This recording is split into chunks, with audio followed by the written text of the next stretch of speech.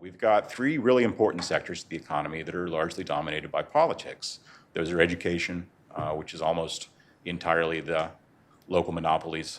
91, 92% of students go to public schools. You've got healthcare, which even before the ACA was 50% government spending. It was a sort of half socialized system before we got around to making it a worse three-quarter socialized system. And then you've got pensions, which is dominated by Social Security, of course. Medicare is sort of a piece of that if you look at retirement more broadly. And you've got a system into which people are paying 12.5% of their income for their entire lives and getting something out of it that is not at all related to what they put into it. One of the worst debates we ever lost is this idea that Social Security is some sort of investment. This country is full of people who believe that there is a fund somewhere into which their Social Security taxes go, and it's supposed to be there waiting for them. And it was one of the great frauds ever perpetrated on the American people. And you try to explain to them that the Social Security Trust Fund is just sort of a figure of speech. It's an accounting fiction. And you can tell them 100 times, you can tell them 1,000 times, you can tell them 100,000 times. And it's really hard to get people to appreciate that it just isn't there. It's just sort of a thing that was made up. So we end up with this situation in which we've got three really important parts of the economy, and some other important ones too, but these are the three that really leap out, that are dominated by systems that don't work. And there's a tendency among those of us who write about politics and yell about people about politics all the time to read all this through sort of familiar ideological filters. And I wanted to try to take the argument to a little bit beyond, will markets work and government bureaucracies don't, and that's the end of the discussion.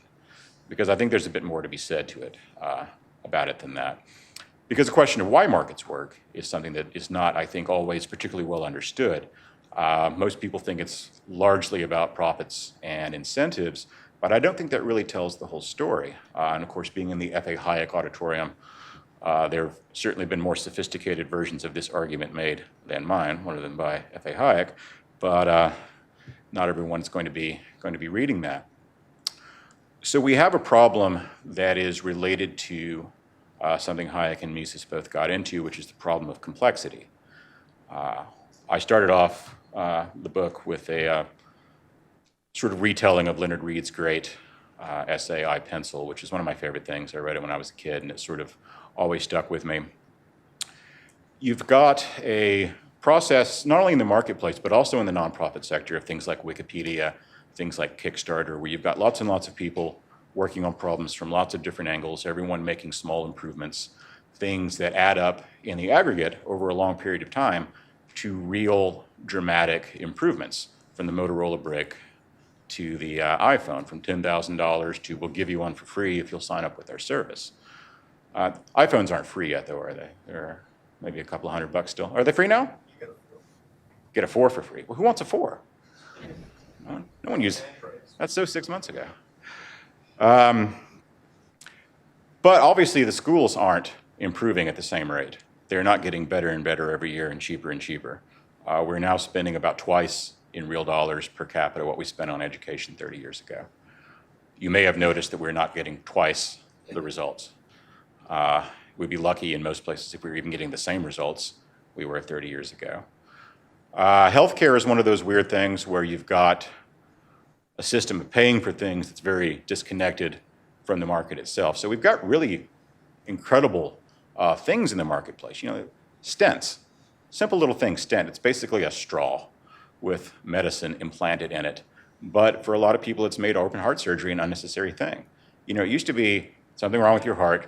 They had to saw you open, break open your ribs, and do open heart surgery. It was crazy. Now we have outpatient procedures, stent, you're in, you're out. But your system of paying for that is, of course, what do you think, 19th century? Maybe early 20th century? And it shows up throughout the marketplace. One of the things that drives me crazy in life, I should one of these days just write a long essay about this, but if you go into a doctor's office, you ever notice they hand you a clipboard and they ask you medical questions and you fill it out, a pen and paper for your medical records? Now, if you owe them money, They use the credit reporting system, which is an enormously sophisticated piece of information technology that can find you anywhere in the world and discover exactly how much money you owe to whom and for how long and under what terms. When it comes to your actual health records, it's, well, tell me if you're allergic to anything, tell me if you're this, tell me if you're that. You know, it's, we're using technology that, you know, Isaac Newton had. We're just one step up from a quill. It's crazy. And this is, of course, what happens when you have a marketplace in which there's no need for consumers and producers to negotiate with one another, where everyone's interests are adverse to everyone else's, and there's no of that, you know, sort of iterative, repeated relationships that make life so much easier everywhere else. So the thing about where we are with the money end of the situation is simply that these obligations are never going to be met. They're not. We've got, you know, again, by my count, something like $140 trillion of liabilities and $0 to pay for them. And if you ever try to talk to people about the national debt and things related to it, you know, when you say trillion, people just kind of go, numbers all sound alike at a certain point. I was an English major, so anything above like 16, you know, I've got to check twice. You know, 100 billion, 100 trillion, it sounds the same. You know, I was just over at the House speaking to a couple of members of Congress, and they at some level know the difference between 100 billion and 100 trillion, although you wouldn't necessarily know it to see how they operate. But so to give you a scale of that, you know, $140 trillion is just about 2 times the GDP of the planet.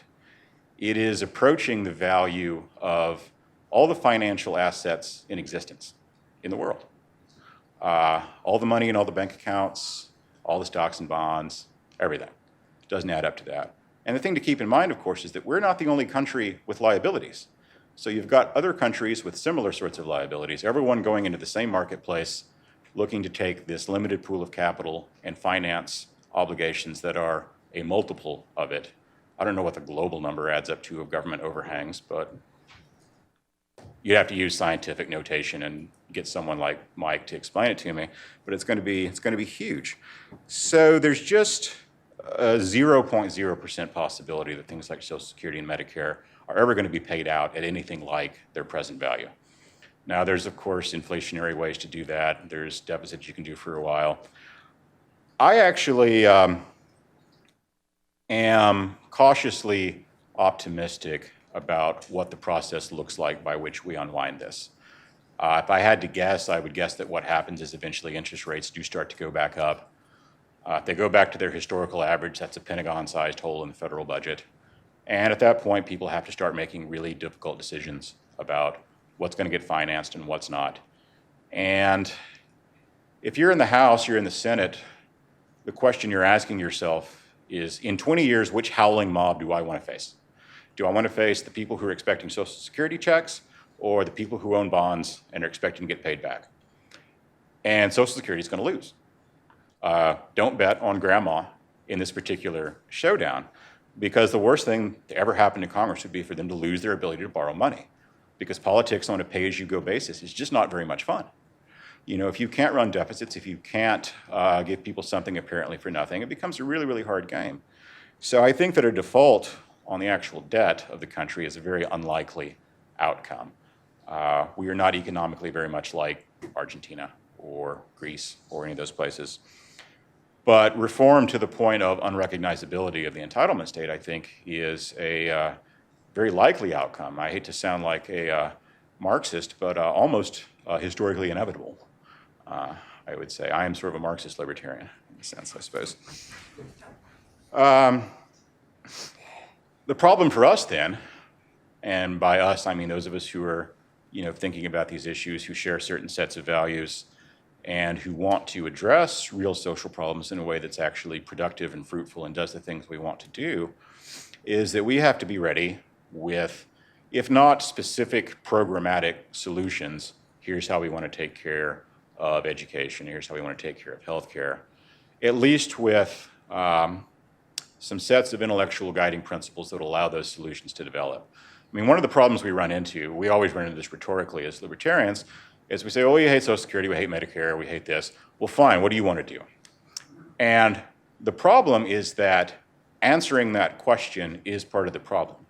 The idea that there is a model of education, or a model of financing healthcare, or a model of what to do about people's retirements is an enormous part of the problem, because there is no one answer to any of this any more than there's one company that makes cell phones, or one company that makes cars, or one person editing Wikipedia. It just doesn't make any sense. So our argument going forward, I think, needs to be not so much about specific programmatic outcomes, which will develop over time in various ways as different people contribute to it, but what sort of political and economic environment will allow these things to emerge. One of those, of course, is what in political science they call exit, which is giving people the opportunity to leave certain programs behind and experiment for themselves. And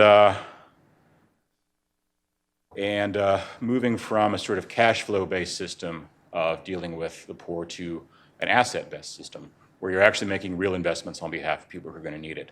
I think rhetorically we've often allowed ourselves to be led astray by this cartoon of what capitalism is, this sort of law of the jungle, competition is everything, every man for himself kind of way of looking at the world. I think that's sort of backward, and I think it is actually not a real reflection of our values. I think we should come out and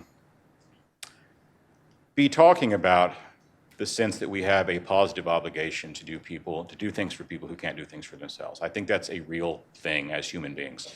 There are going to be people who are children. We don't expect children to be responsible for themselves. There are going to be people who are 85 and can no longer do things for themselves. There are going to be people who are disabled. And there are going to be people who are just unlucky. And we are not the sort of society that's going to let people starve to death in the streets or not have health care or not be educated. We're going to go out and do that. We're going to solve those problems. We're going to address those problems. But I think we as libertarians should probably be a little more vocal about the fact that we think these are problems and we want to solve them. That we do think poverty is a problem. We do think that these various other things are problems. And not only do we have solutions, but we have solutions that actually have a pretty good chance of working. I mean, the great indictment of the welfare state isn't that it costs a lot of money, because what's money, right? But it doesn't actually do the thing it's supposed to do. Poverty rates are slightly higher right now than they were before we launched the famous war on poverty, at a point at which we've spent $600,000 for every household that's been in poverty since then, since the Johnson administration. We could have written everyone a check for $500,000, every family that's been poor during that time, and still be financially better off. And they wouldn't actually be poor anymore. Well, some of them probably would. I mean, you know, if you'd given me $500,000 when I was 18, I'd be broke, and be worse off than I am. So I think that we should not cede to the other side the idea that we view these not only as obligations, but as positive obligations on us as individuals, that we really do have a responsibility to human beings to go out there and try to take care of things in a way that's actually going to ameliorate the sort of things we want to ameliorate. I'm, as I said, cautiously optimistic about this because I think election results notwithstanding, Americans are not stupid. They're stupid when they're voters. You know, the American voters are stupid, but Americans everywhere else are actually fairly smart people. We don't want to be poor. We don't want to be miserable. We understand that what we're doing and have been doing for the last 40, 50, 60 years doesn't actually work, doesn't actually solve the problems, is immiserating the country, and if left unchecked, will lead us to some sort of economic crisis. And we look around and say, what's the worst case scenario? Was it like Argentina, or is it like Greece, or is it like Cyprus? Well, the truth is our worst case scenario is something that's not precedented in world history, because you've never seen an economic crisis like that in a country that accounts for 1/5 to 1/4 of the world's economic output. No one's ever seen anything like that. No one knows what it'll look like. And it's the sort of thing you probably don't really want to discover. It's not going to be happy if we let things get to that point.